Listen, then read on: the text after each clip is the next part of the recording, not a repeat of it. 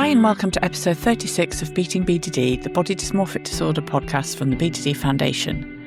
I'm your host, Claire Atherton. For years, Dan Joseph's life was governed by his BDD and a strict set of rules and rituals designed to camouflage his perceived flaws. Today, he truly believes it doesn't matter how he presents to people, and the next day is no longer to be survived, but to be lived.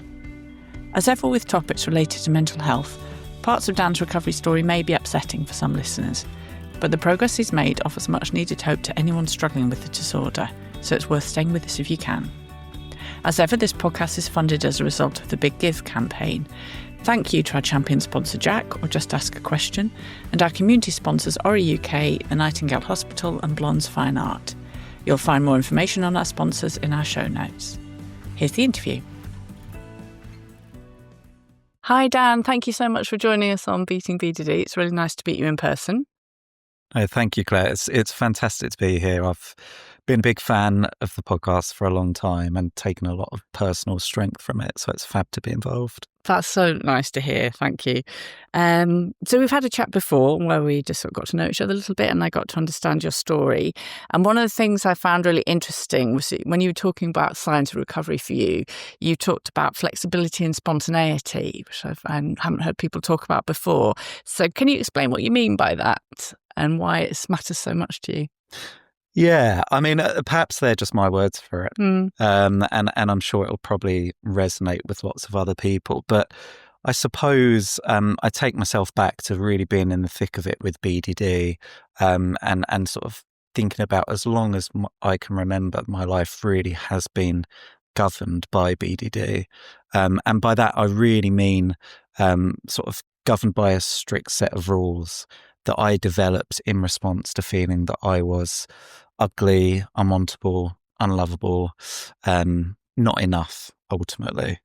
And sort of I lived in a constant fear of being outed as such. And so I sort of kept to this strict set of rules. I was hyper vigilant of anything that stepped outside of this little boundary of rules. I was really sort of perennially on guard, I guess. I really did believe that most people would out me if they didn't already know about what was going on for me. I believed that this would be humiliating. And I ultimately believed that that would lead to me leading a really quite solitary, lonely life. So yeah, I suppose the context for this, thinking about these rules is my preoccupation was always linked to my face and to my head. And the main way I dealt with that was through camouflaging, and namely using my hair to camouflage. And so a lot of these rules were sort of established around this ritual, these routines of camouflaging. So I'd sort of engage in this daily routine just to be able to get myself ready, just to be able to get myself out the house. I would say to myself, I can only go out if my camouflage, if my hair is looking perfect, is looking just right, if I feel that it's just right. And that meant hideous showering routines, certain lengths of time in the shower, certain products being used, certain ways of washing in the shower, washing in the sink. It meant certain rules around drying of my hair, maintaining moisture in the hair, hot heat, dry heat. I mean, honestly, the list could go on.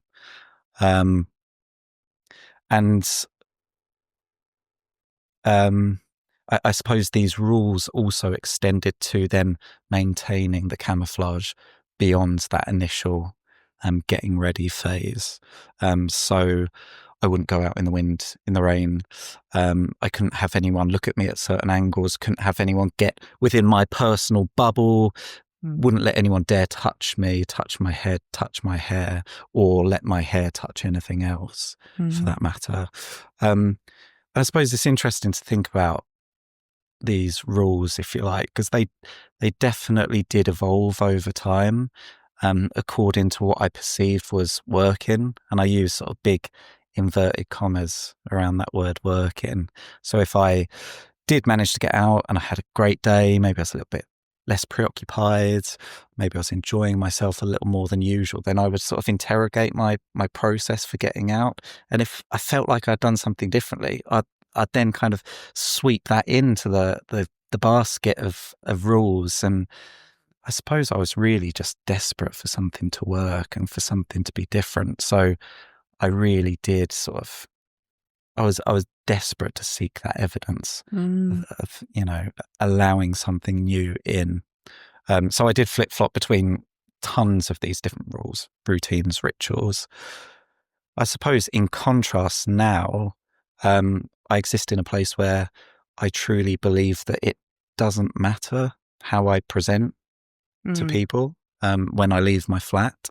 Aside from, making sure I don't have toothpaste around my face or, that I've spilt coffee down my top. So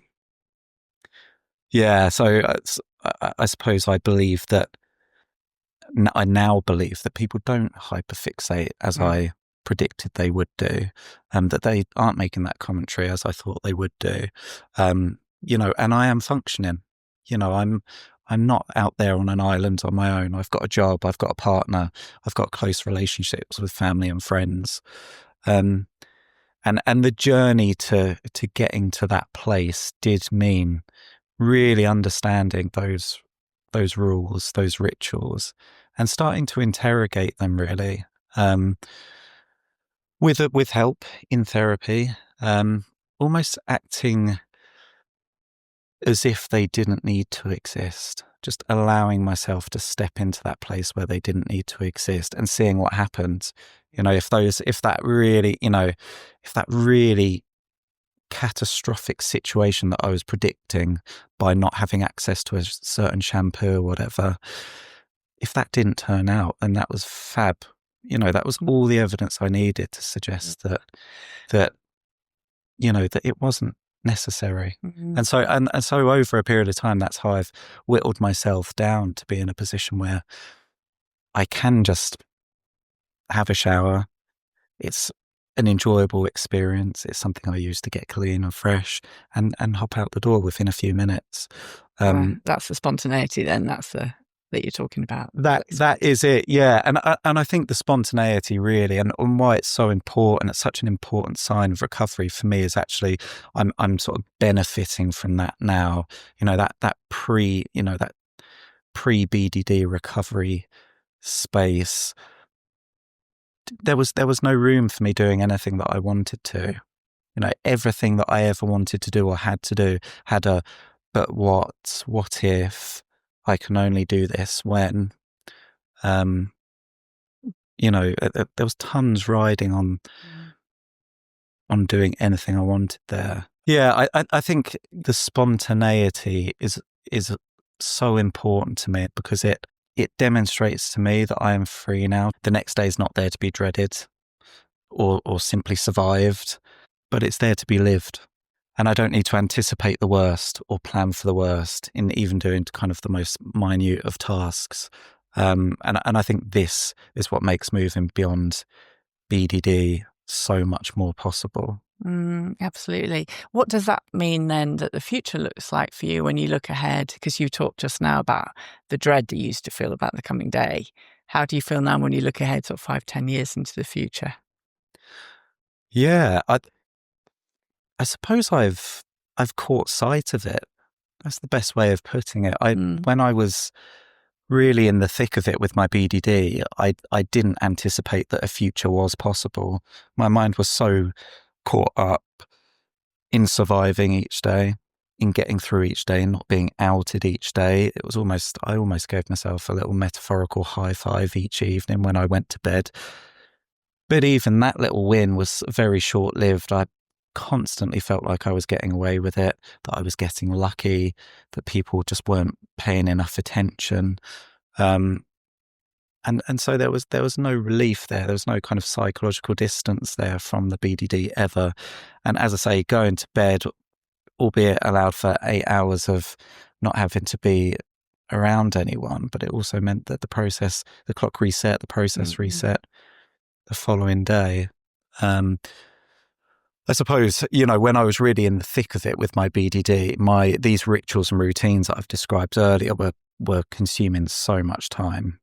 Getting to a place where I felt like my camouflage was just right was this real daily obsession. It was almost like gradually layering every single piece of hair onto my head. It was, painstaking, and the pursuit of perfection is, almost impossible. So, it took masses of time.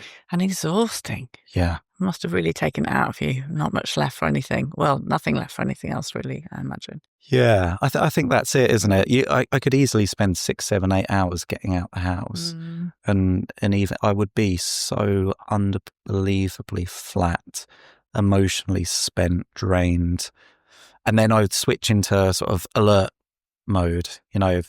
Highly preoccupied by, tuning into what's going on for me, my senses, particularly around my preoccupied areas, hypervigilant of other people's engagement with me, where their vision was going, what their comments were saying, and just not really able to exist in the present. So it's a really difficult place to be when you're thinking about where do you want to be, what do you want to be doing with your life, when actually 99% of your mental energy is caught up just existing and just surviving. Absolutely.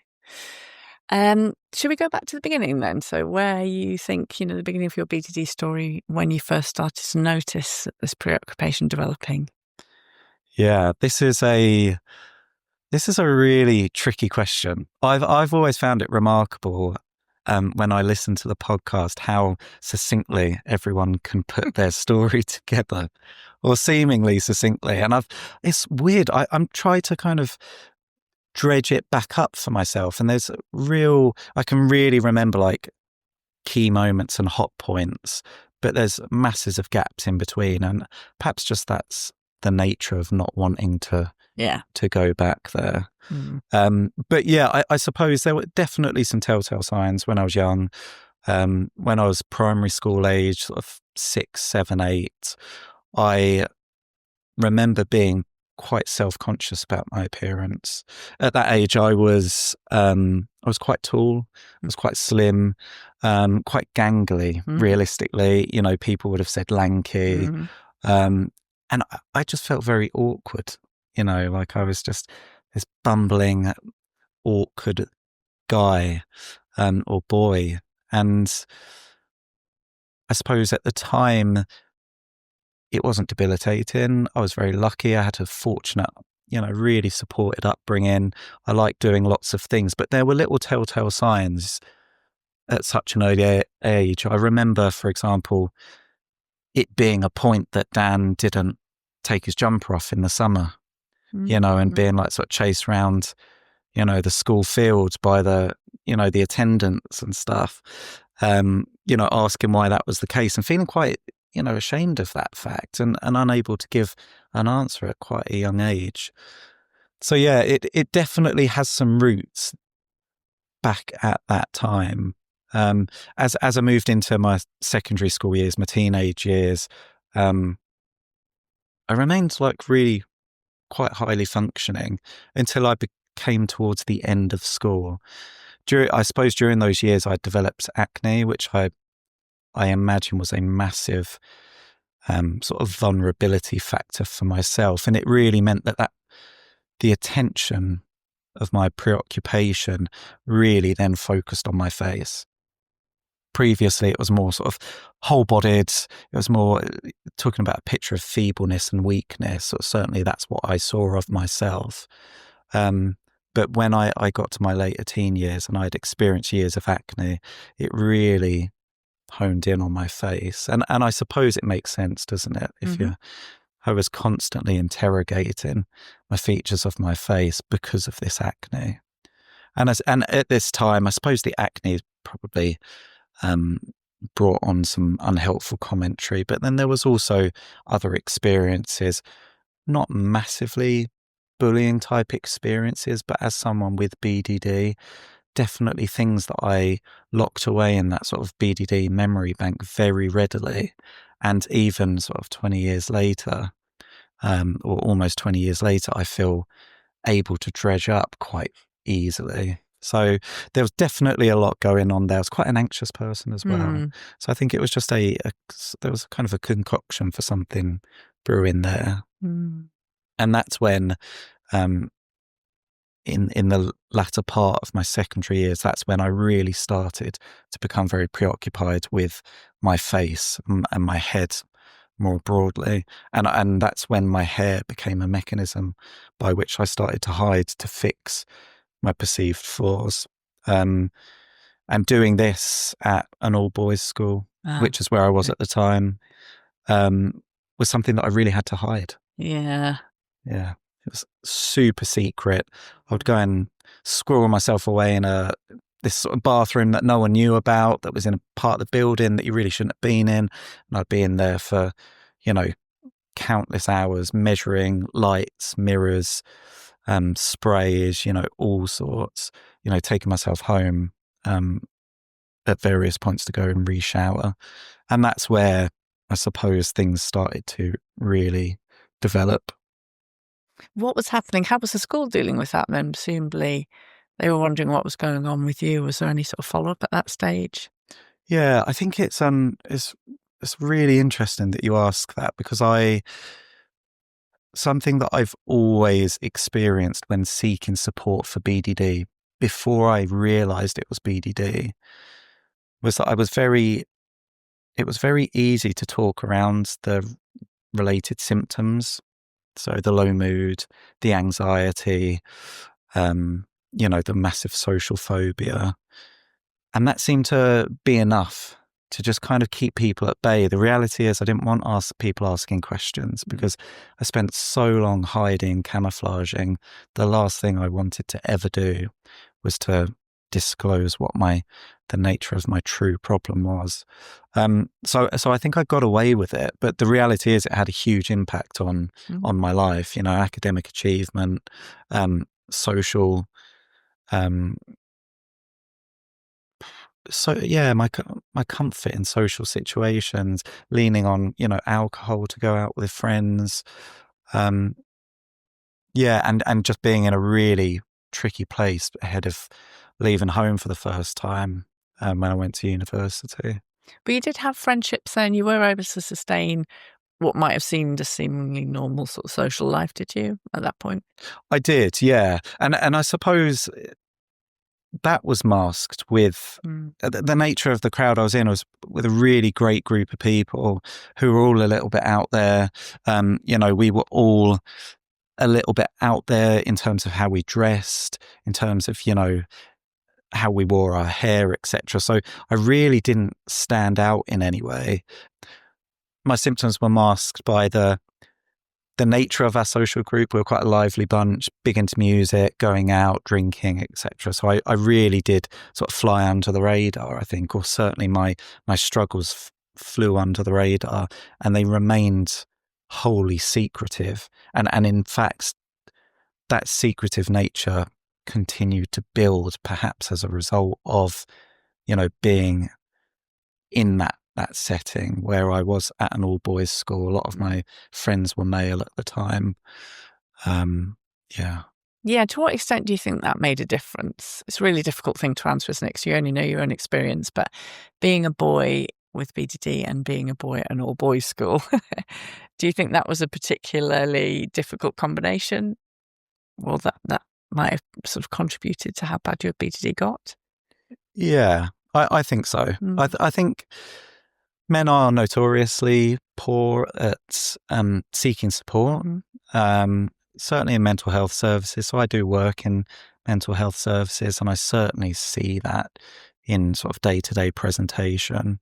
It's also been my experience when I've sought peer support through the foundation that there are notably fewer men. Certainly, if I take myself back to that time, the thought of talking about this is almost gut-wrenching to think about. Not only would I not want someone to know that I was struggling with something that felt even quite nebulous and uncertain for myself, that I perceived they might then use against me, perhaps, use to gain an upper hand on me, that would out me, perhaps. But also the nature of what the BDD struggle is, that sort of really stigmatizing narrative around people perceiving that you might be highly vain. Was certainly something that I struggled about, in the context of being a male.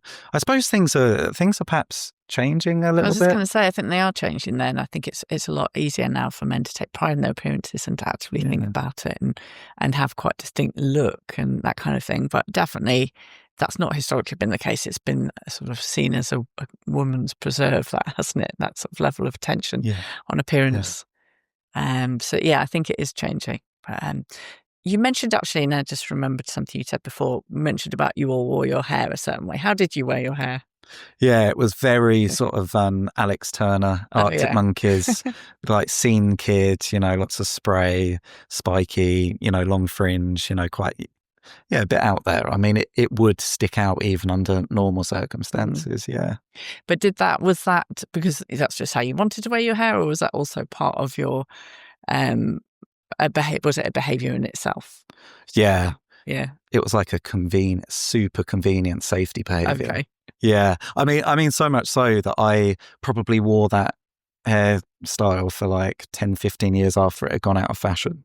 Because, it was serving such a purpose, an unhelpful purpose, I now know, but it was serving such a purpose. And it became me, it became who I was. That's sort of what I anticipated people expecting to see when they met me. And what was quite tricky about that was that I was sort of harbouring this, what felt like a dark secret about what lay underneath the hair. It almost sounds like a bit of a horror, a horror movie premise there. But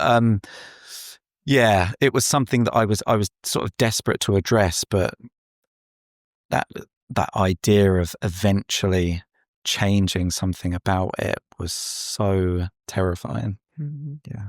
At this point as well, had you said anything to your family even? Or was it there's just along the lines that you said about, to a certain extent, social phobia, anxiety, but not your actual BDD feelings?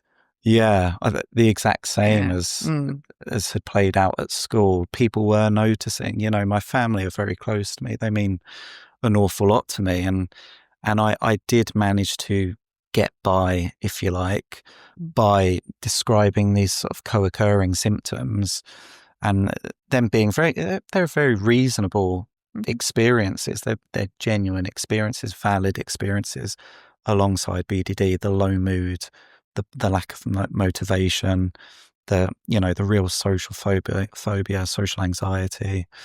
But I didn't feel able to.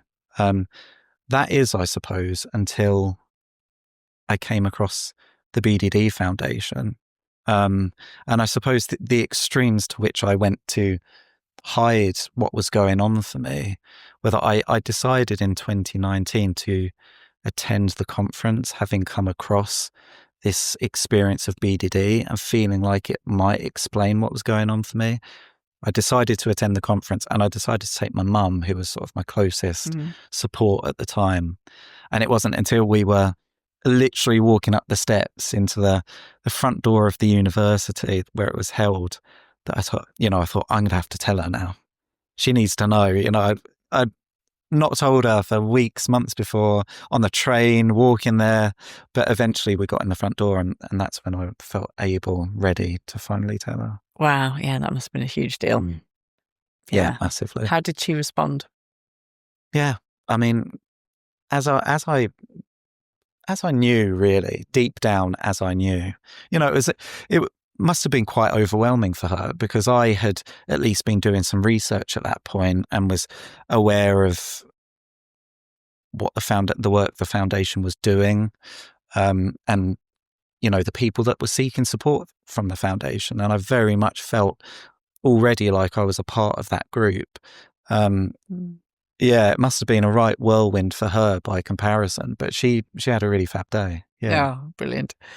But that was relatively recently, wasn't there? So there was obviously at some point you must have discovered BDD. How did that then come about? Because we left the story when you were about to go to university, I think. Yeah, I suppose university years were really tricky for me. I took 5-6 years to do a 3-year course. It was fundamentally the BDD that was always the problem, but I never felt able to talk about it. And I had some fantastic people who were fighting my corner, really wanted me to do well at university, really wanted me to progress. And I just never felt able to tell them what was truly going on, that I felt that I was hideously ugly and that I was doing them a huge disservice by fundamentally being sat in front of them. I really struggled. I believe that so heavily, but also it sounded really odd at the time to myself. I didn't do any research online, which I've come to know is quite unusual. People quite often type into Google, I feel that I'm so ugly. Yeah, that's really common. Yeah. But I am also aware that quite a lot of other people come across BDD quite serendipitously, and that was definitely the case for me. So I found myself in a position in my mid-20s where I wasn't doing anything with my life, and that I'd had a really tricky time at university, just kind of functioning day to day, battling the BDD alongside living, alongside studying. And I think it had taken it out of me, and I almost flipped post-university into more of a sort of depressive phase of BDD. So rather than being hyper-vigilant, hyper-alert, really engaged with the safety behaviours, the camouflaging, I almost went into a complete shell. And so I lost the camouflaging routine, showering, etc. But I replaced it by hiding, literally in my house, in my room, and with clothes, hats, big clothes, big trousers, multiple layers. And that's how my BDD played out for a period of time. It was almost like I was protecting the people I knew, protecting others as much as I was protecting myself. That's how sort of much of a gargoyle I really felt. I suppose sort of in a moment of inspiration, I just thought I need to do something different. I thought, why don't I make the most of these experiences? I was still really struggling, but I'll enroll on a remote psychology course. And perhaps that can be something I can do with my life if at some point I feel better in the future. So I did enroll with a local university, this distance learning psychology course. It suited me to a T. And just one random day, classic Dan, hadn't done the pre-reading for a session. And I sat down in lecture theatre, and on the board it just said BDD. It was an abnormal psychology lecture. And again, still wasn't triggering anything in me. And as we went through the first few slides, it just like dawned on me. It was incredible, this experience. It was quite scary. I did think that the lecturer had almost identified what was going on for me and was really calling me out. This is you, Dan, and that I was anticipating this massive humiliation there. But it ended up being, deeply insightful and really motivated me to then look into what this experience of BDD was and find the foundation in 2019. And what's happened since then after you took that step and walked your mum through the doors of the conference? Loads. Yeah. It's been a funny time, hasn't it? Because obviously there's been the sort of lockdown situations too, which were tricky on lots of people. But life is fundamentally so different. I was able to access some treatment, some therapy for the very first time in 2019, which was really good. It must have been quite tricky now I look back on it for my therapist. I was very, very resistant to considering sort of a psychological explanation for what was going on for me at the time. But I did ultimately get there. I did start to build a picture of what my BDD looks like, what was maintaining the BDD from this psychological framework, and started to do some exposure work, started to plan some behavioural experiments, and really gained from doing those too. writing out in acute detail all the things that I was predicting by taking away all these rituals bit by bit that I had been engaging with, and seeing what happened, in that sort of metaphorical scientific endeavor. It was brilliant. Yeah, it was sort of really enlightening, enriching, empowering. And so I found myself in a place where I could go to work. I could go to work in a field I wanted to go to work in the NHS, in mental health care. And that's where I have existed since, really. It's really interesting because I was really struck at the beginning when you were talking about how you used to behave, just the extent of the rituals, but the extent of the thinking, the planning, and it seemed really scientific. Your approach to when you had BTD and you're protecting yourself, that approach was deeply scientific, wasn't it? Almost, I can imagine you almost having a spreadsheet, but then actually your approach, that's actually super useful when it comes to having that sort of mind when it comes to doing therapy, because it's the same, isn't it? It's gathering data. Only this time you're doing it to help yourself rather than to properly help yourself, rather than thinking that you were helping yourself before, didn't you? You thought you were helping yourself, but yeah, so it definitely seems like quite a scientific approach that you take in general, and that must have been helpful. I could see with when it came to therapy. Yeah, I suppose I hadn't really thought of that before, but I suppose previously when I was seeking answers, when I was collecting data, if you like, it was very tunnel visioned. I was only searching for the answers that suited my explanation, which at the time was that I desperately needed to do something about how I was looking. Otherwise, I couldn't go outside. Whereas now it's that's like, I'm open to everything and anything. Yeah. Let's see the evidence. And at the time when I was really in the thick of it, a lot of these processes, you're right. I mean, I could have written a lovely, flowchart of, or guide. Yeah. Set hairdryer on for a certain amount of time, let it warm up to a certain temperature, use it for this amount of time, etc. But it felt like I was on autopilot as well. But then that sort of thing takes up so much space in your brain, isn't it? It's a full-time job, keeping on top of all of those rituals, isn't it? Yes. Yeah.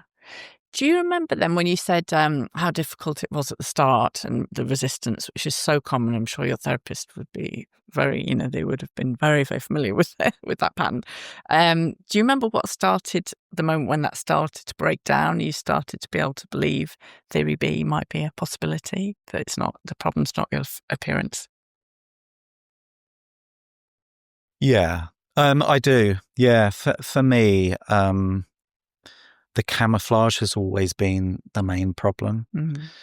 And so I did ultimately, and it was terrifying to do this, but I did commit on a goals sheet to cutting my hair shorter, which was terrifying to do, to see it in black and white fundamentally. And then when I ultimately came round to doing that, it was even more terrifying. But yeah, that was so important. It's taken that little leap of faith, and it just didn't come out of nowhere. I'd done some really good work with the therapist, some skills training too, so I felt held to cope with the emotions that were inevitably likely to appear. But it also wasn't as bad as I imagined it might be. Yeah, it really wasn't, and so I did that exposure work, and that is what has always worked for me. That's what I've had to return to as well when things have wobbled as well. Have my exposures almost gone backwards? Have I seen some of those behaviors, tiptoeing back in? And that is the obvious solution for me each and every time, is just to check in with all those things that were on that goals list once upon a time. Yeah. Can you tell me a bit more about the wobbles? Sort of what's happened and why do you think? Why do you think that happened? It's a really tricky one. I suppose it's so unique to everyone, isn't it? But I have had a relapse, and it was a fairly full-blooded relapse of my BDD, sort of late 2024, late last year, early this year. And my BDD came flooding back in. Oh my goodness. I was very aware that something was happening early days, but I really didn't want to entertain that it was the BDD coming back in. The context of which is that I entered a new, romantic relationship with someone. Came out the blue. Really, it was really nice, actually, really organic. Someone that I'd known for a little while. But it did catch me off guard, perhaps. And sitting here now today, almost a year on, I'm very aware that there were plenty of things, subtle symptoms of my BDD that had survived that first round of therapy. And when I re-entered this relationship, when I started to perceive that it might be important to take notice of my appearance a little bit more, to be a little more astute regarding my appearance, though it really latched on to a lot of those subtle symptoms of the BDD. They're the real minutiae that I almost didn't think to take to my first round of therapy. Things like avoiding wearing a pullover, a jumper, because it would be a direct threat to the camouflage. But, it very subtly is reinforcing that belief that actually, Dan, there is something there that you don't want to mess up. So on the face of things, I'd done a huge amount of work to reduce the time spent with the behaviors, to reduce the physical behaviors. But there was just these little, cheeky little things waiting for me, almost like a trap. And it was in the context of entering that relationship that they perhaps came flying back in. So how did you then deal with that? Did you talk to your partner? Yeah, not well initially. Yeah. Yeah, not really well. I really battled it. I didn't want to believe what was going on. I found my rituals returning, time spent in front of the mirror, time spent getting ready to get to work, being late to work, ultimately being told that I wasn't safe to be at work, having to take time away from work, and initially not disclosing to my partner what the problem was. I was very fortunate that I was able to access therapy fairly quickly. And my insight from my previous trip through therapy, sort of my career, if you like, and some stuff I do with the foundation meant that I would sort of very quickly was able to get into the meat of the therapy. And one of those my initial goals was to disclose what was going on to my partner. Obviously, I harbored that belief that doing so would be catastrophic, that doing so would be hugely exposing, that doing so would be really humiliating and would ultimately signal the end of our relationship. Obviously. Couldn't go any other way. Yeah, no other possibility. But of course that didn't happen. And it's so painful, isn't it? Because I wish I'd been able to tell my family sooner. I wish I'd been able to tell my partner sooner. It's so, they're invaluable resources. Having someone be curious with you about what's going on, to fight this, as one, to understand what's going on, to reduce that secrecy, to reduce the shame that comes with that secrecy, to reduce the stigma, to understand that you might be 5 hours late, and not make a big deal of it. BDD can put a huge strain on relationships, but equally, these relationships are so key to overcoming it. Yeah. And you mentioned just then about being involved with the BDD Foundation. What is it you're doing with them? Yeah, so I volunteer with the BDD Foundation, have done for a couple of years now as one of the peer facilitators on the Overcoming Body Dysmorphic Disorder program. It's a 20-week CBT psychoeducational online group. It's fantastic. Yeah. At the moment, I'm one of the lead facilitators, so I have the pleasure of spending 20 consecutive weeks with about 15 to 20 people who are at various stages, really, of their BDD journeys, covering the content, hearing these peer facilitated and peer supported shares and seeing people make real, genuine progress. It's so nourishing. Mm. And what drove you to get involved with that? What was the motivator? Good question. I think having taken so much from the foundation, and I say that as if I was like, really highly involved. I would probably describe myself as a lurker. I read the newsletter. I'd watch the videos. I'd sit at the back at the conference. But yeah, that changed though. So I didn't feel like I needed to hide anymore. And I felt like I could really do something with my experience. I felt empowered to do something with my experience. I didn't feel ashamed to talk about it anymore. Mm-hmm. So it was a really natural fit. And I suppose from a slightly more selfish perspective too, it's been a huge resource for myself personally. It is so powerful to sit in a group, sit in a room with people that get you, and without prompting, hear someone describe almost to a T at times your exact experiences that once upon a time you felt you were the only person to have ever experienced.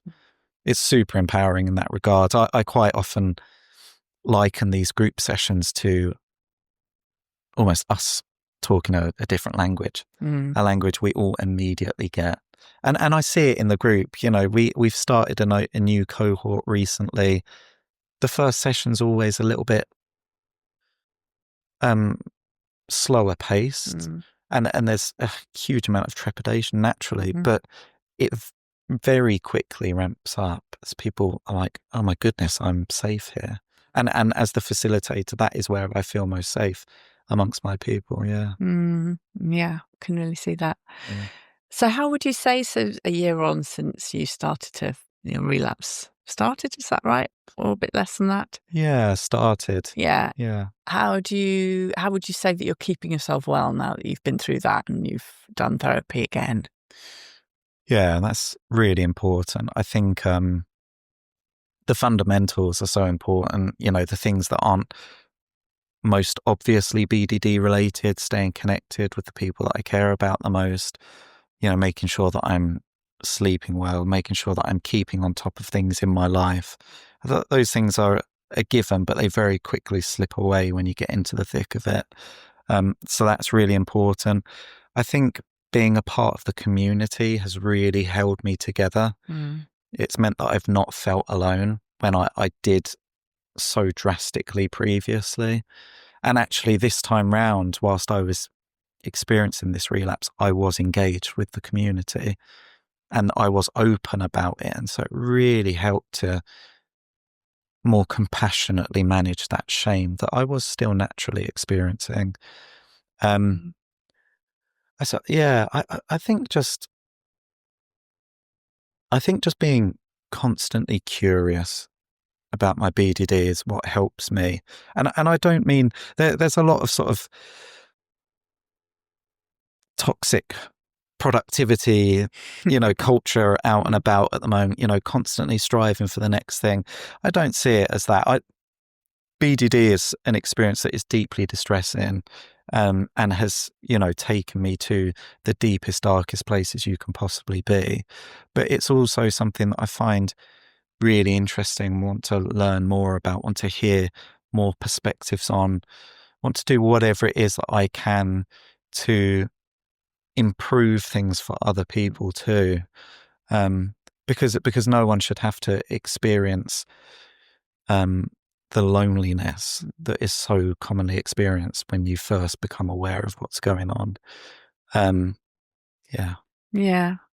What would you then say to someone if you had someone in front of you now who was saying, I'm where you were, however long ago when your BTD was at its worst? What would you say to sort of give them some sense of hope or encouragement?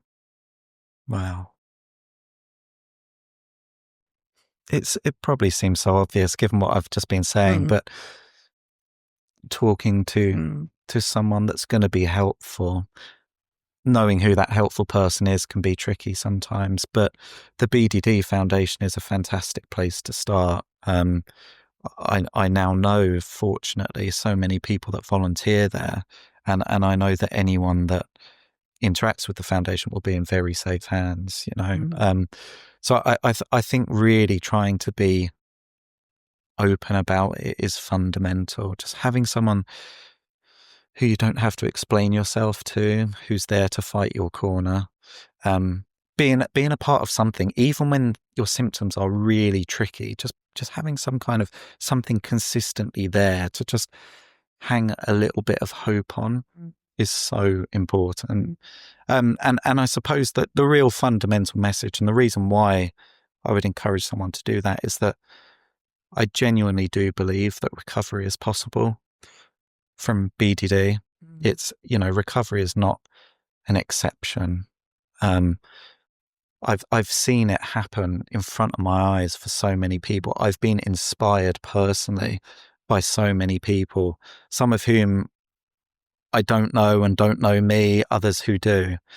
It's all around us. And once upon a time, a common theme is that none of us believed that it would be possible either. So there's some real fantastic sort of shining stars out there that I think are, important to follow. Fantastic, yeah. Thank you so much, Dan. It was really great to talk to you. Thank you so much for sharing your story with us. Thank you, Claire.